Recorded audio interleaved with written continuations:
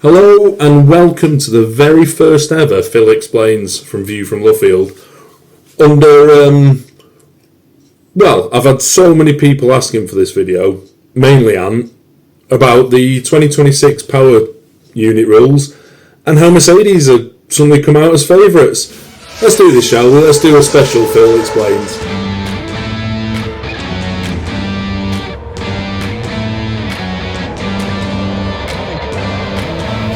Okay, we'll keep it nice and simple, just because I'm losing my voice on this. Mercedes appear to have got the jump on everyone else when it comes to the 2026 power units. I'll explain a little more about the units, what the opinion is from people who are talking, and what I think the issue will be, or what I think the outcome will be. The new 2026 engines are still 1.6 litre V6 turbo hybrids, although now we're expecting 50% of the power to come from the electrical charge of the battery. That's up a lot on what the 2025 power units were. I think it's up to about 350 kilowatts. That's what I've made a note of, so I must have heard that, read that, or understood that somewhere. This means that the 2026 power units are actually some of the most complex that Formula One has ever seen, which could lead to a bit of fun. Quite a few retirements, breakdowns. It doesn't guarantee that if you're 20 seconds ahead in a race, you're going to finish that race. It gives us as a fan something different to look forward to, I suppose. Teams are only allowed to start work on their aerodynamics of 2026 at the start of last year, so the start of 2025. Work on the 2026 engines has been going on for much longer than that. So I suppose the more understanding you have of power units and hybrids, the more you've been in the game, the more you have your ear to the ground, the more you've been able to understand rules in the past, such as Mercedes, will benefit you massively going into these new regulations. Again, there's a bit of understanding or beliefs that there's an over-reliance on the electrical side of the power units for next year. Could lead to a little bit of an upset, cars running out of power before the end of a straight, before they get to that braking zone. There's a lot of worry that it could ruin the show for us. If a car's slowing down before the braking zone, either the car behind's going to get past, or all of them are going to follow one by one into the braking zone. And it'll reduce braking zones. We've already lost the RS. It could make overtaking more difficult just for the fact that these engines have been oversold or overcooked or overpromised. So it's something that I'm sure the FIA and the teams are going to try and avoid. Nobody wants a bad engine. Nobody wants to upset people. Nobody wants to ruin the show, especially when Formula One's so popular at the moment.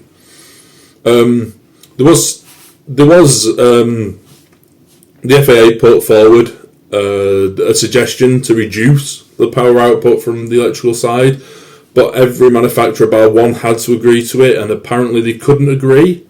So there was a statement released by both the FIA and the FOM suggesting that this power unit cycle, even, there we go, get my words out, might not go its full term. It might not make it beyond 2030, for example. They could return to V8s a lot sooner than expected, which I won't lie, that's something I'd quite like. Everyone prefers a big loud V8, don't they? Anyway, back to Mercedes. It's become apparent to Ferrari in particular, who have been complaining already about this, the compression ratio guidelines have gone down from 18:1 to 16:1 for 2026.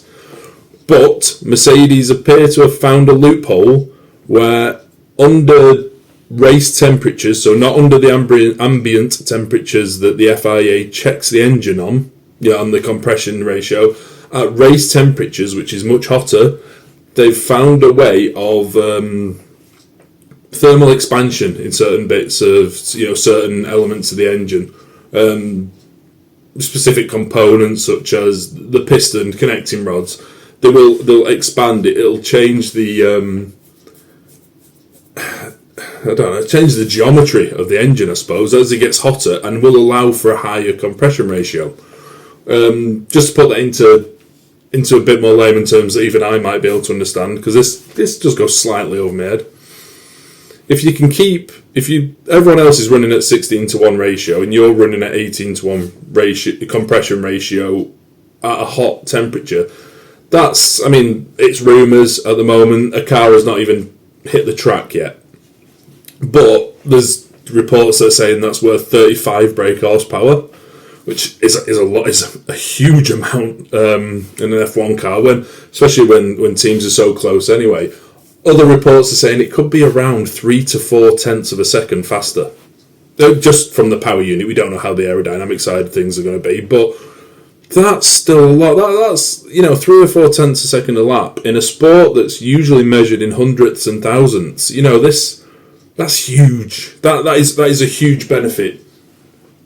There has been talk, of course, that Red Bull powertrains and their collaboration with Ford have taken on some Mercedes engineers this winter break, or previous to this winter break, when the engine was being developed, and they have also found this loophole and explored it.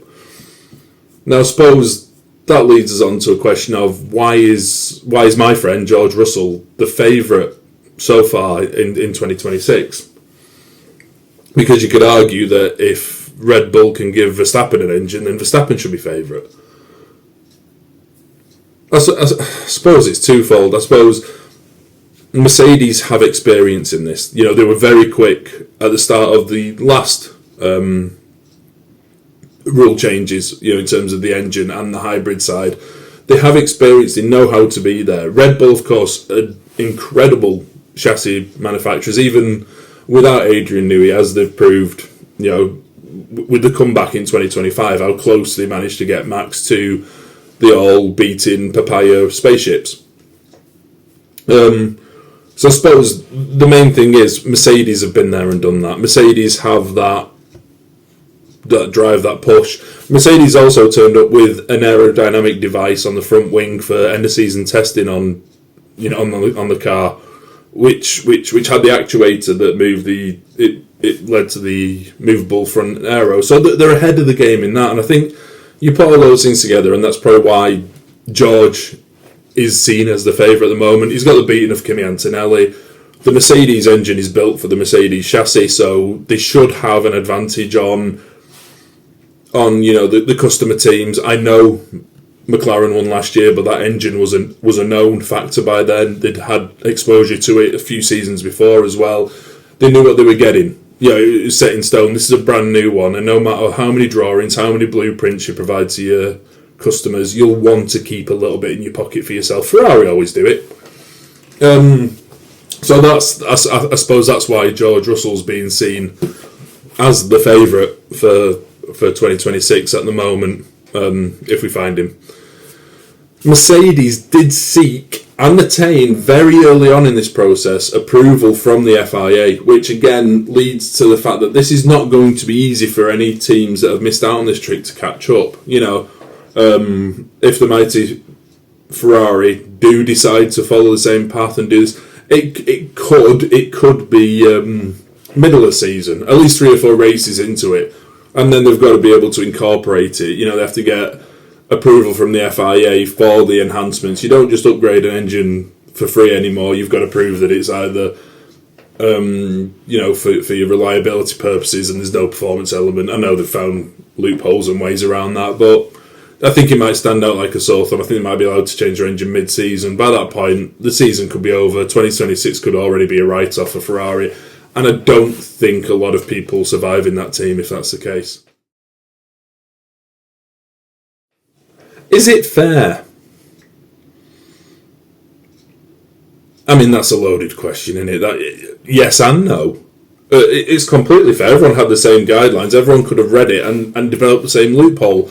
It takes you back to 2009 when there was the double diffuser chat, which Braun put, and Toyota, I believe. I could be wrong. Please put in the comments if I am wrong. And Toyota actually put forward the same thing. They got the double diffuser approved. Was it fair? Yes, it is in the rules. I think that's the main thing. This is in the regulations. This is fair. They got a sign off from the FIA, so it is legal. If it is legal, it is fair. This is a competition. We don't want any team to run away with it.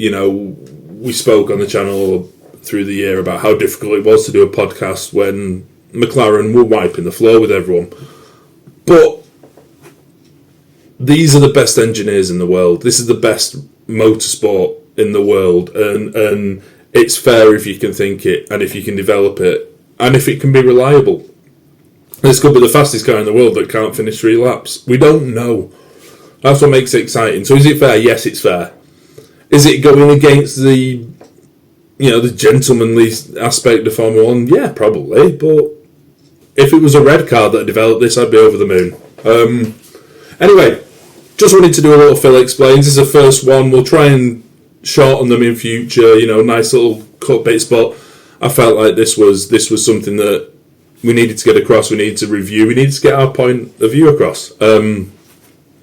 Also, just a bit of admin work. Go and check out DT Collects and whatnot. As ever, he is a legend. Massive thank you to Anthony for editing this video, because I just talk at you lot. And please like and subscribe. Come on. Season's coming. Not long left now. We'll be back soon. Thank you all from everyone at VFL.